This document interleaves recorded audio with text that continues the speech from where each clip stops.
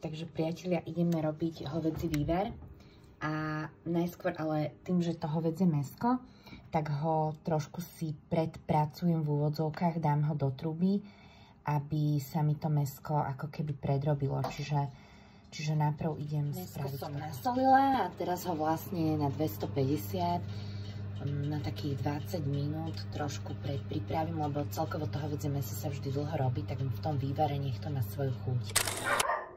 Takisto si predpečiem zeleninu. Mäsko sa nám takto krásne spravilo a ideme ho teraz narobiť ten vývar.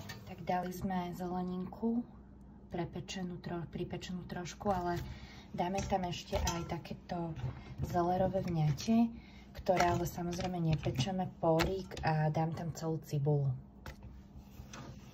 A ideme pekne zaliať to vodou, okoreniť a variť vývar. A pekne varíme. Priatelia, tak finál vyzerá takto. Je to úplne super. A kostičku mala aj naša klejka. Z toho mäska, to mäsko sa úplne rozpadáva. Várili sme to viac ako 3 hodiny. Je to naozaj veľmi dobrý vývar. Je tam zelená a oranžová mrkvička. No a ja v tejto chvíli chcem ale povzbudiť všetky gazdinky, ktorým budú hovoriť mnohí muži, že ako varia, nevaria. Babi, varte veľa a varte hlavne ľuďom, ktorí si to budú ceniť.